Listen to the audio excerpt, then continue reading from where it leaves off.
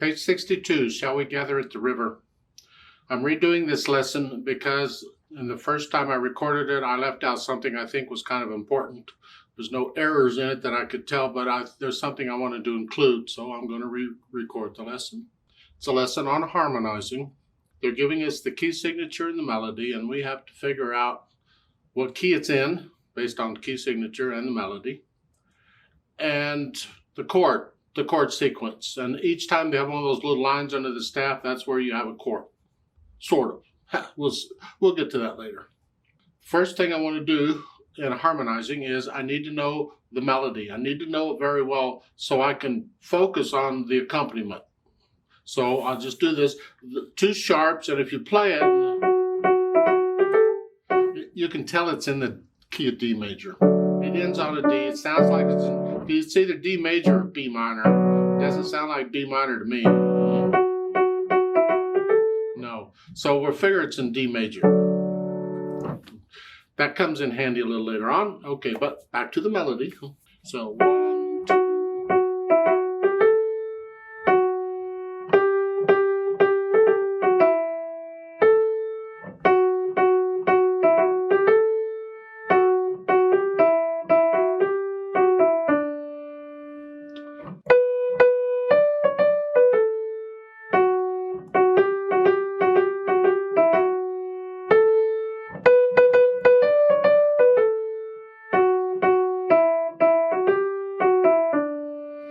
As far as the fingering goes, I like to try and finger things where I can connect the notes, and I don't want to cross over the thumb anymore, and I have to. I didn't finger that exactly correct. It's like in the third line. I'm going from the first line here, and they want second finger. Well, that's a stretch. So I just do the first one with 5 or 4, either one, and then 2, but I go with 3. They want you in this position, I go to this position. So I go... Now I go 4. So I got all that without crossing over the hand, and that makes measure 11 easier to play. Otherwise you're here. That's good practice because you're using awkward fingers, but it's just... And then measure 13, repeated notes, I'll change there. But on the last beat, or the second beat, there, I want third finger, not second. Similar to what we did on the line above.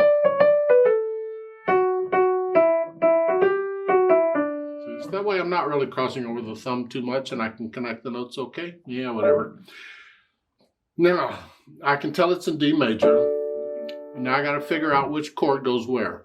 And we don't have to worry about all the chords. We're only going to use the primary chords. That's the 1, the 4, and the 5, or 5, 7 actually. So the 1 chord, and we're going to use the inversions, so we're not moving around. So it's here, 4 chord, 5, 7. So we're just going to use those chords. So I'm just going to do block chords first, and figure out which ones they are. Well, it depends on the notes in the melody. The notes, primary notes in the melody, here, we're guessing that's probably a 1 chord. The third measure, well that doesn't, because there's no G here, so it's probably a 4 chord has it. And here, no, that didn't work, but a 5-7 chord has those notes. These, see, I'm not using the E, but it's in the chord.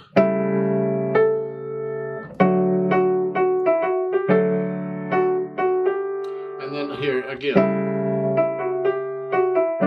measure 9, it's that's going to be the B. Back to the 1 chord, and here 5-7, and 4 chord, 1 chord, and 5-7. And to also help you out a little bit, the 5-7 of something usually leads into whatever it's 5-7 of. And here, it's a 5-7 is the 5-7 of the key, which would be the 1 chord.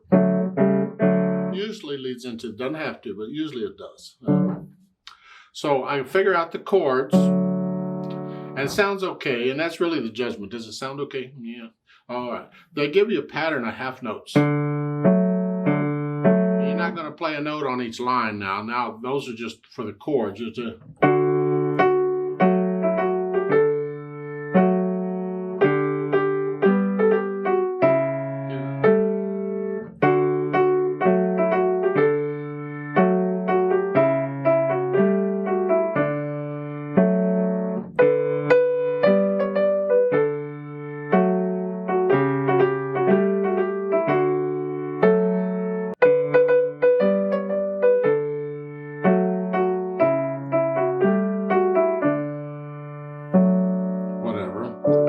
you do any pattern you want. Do this. You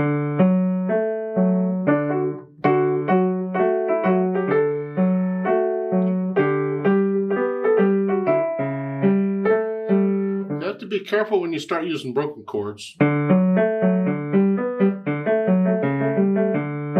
because when you play a single note, it tends to stand out more and it has a better chance of clashing with what you're playing in the melody temporarily. Now, something I wanted to mention on that I left out on the first time while I'm recording this is that sometimes when you have a melody, more than one chord might fit. It's possible, depending on the notes in the melody. Well, there's a G. Really, that's the main note in the chord. I mean, that's being used. The others is just a neighbor note and a passing note. So in the chords, well, that could be a 4 chord because that has a G in it. It could also be a 5/7 chord because that has a G in it. So how do you know which is which? Well, you don't. Congratulations. You listen, and which one do you like better? You try them both out. The first line, 4 chord, 5/7 chord. Or, not a 4, do a 5/7.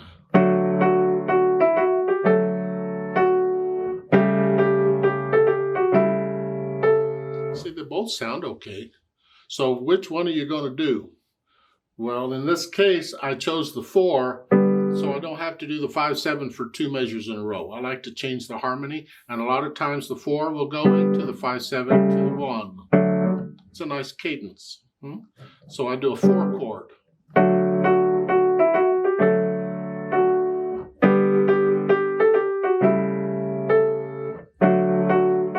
So you have to be careful on some of these because more than one chord fits, harmonically fits in music theory. But which one sounds better? And for the chord progression, which one would flow nicer? It's just I had 1 chord for 2 measures. I don't really want 5/7 chord for 2 measures if I don't have to. So I do a 4 chord 5/7. Yeah, it's a little more interest. Not wrong, it's just a little more interest. That's all. Now they want you to transpose this to E flat major.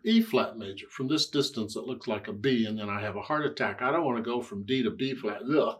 But we can go to E flat major, because E flat major is going up a half step.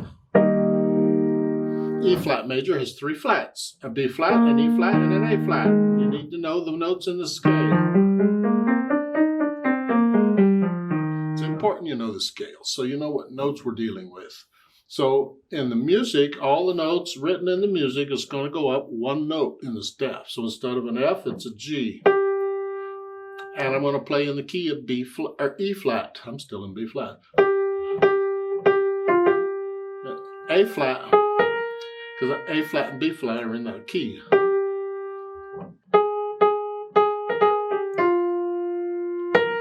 Just take every note up 1. And play in the key of E flat. And the third line, instead of a B, it's a C. Here.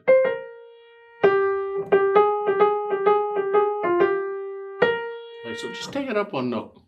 Another way of doing this that you're going to need to do a little later when you're going farther away than a half a step. Like if we were going to go to B flat major, Lord forbid. Another way of doing it is once you find your first note, that F becomes a G. At that point, you can read the music and you can follow the pattern, the steps and skips, the intervals in the music, and just do that on the keyboard. So I start out with a G, another G, another G, and then I go down one note, then a G again, then up one note. You have to stay in the key. Then up another note, now down a third, up a second, up a fourth, and then down a third. And you can do it that way. You can just read the intervals as you're playing in the music and do those intervals here, playing in the new key. You need to develop that ability also, and that way you can get that. Then 4 chord, 5/7 chord,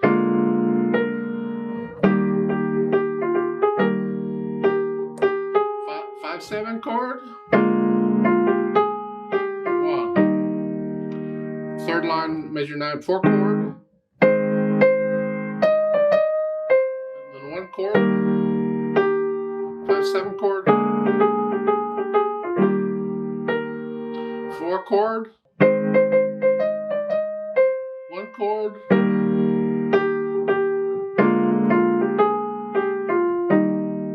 you can do it that way too.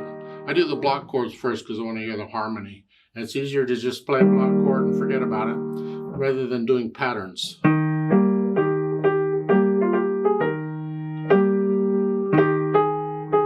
You get the idea. We're going to be doing a lot of harmonizing, and it's going to get a little more involved as we go through the book. So try and make an effort to make sure you sort of understand what's going on here with the harmonizing, figuring out which chord you're using, and the transposition. You need to be able to do the transposition if you're going to survive this book. Good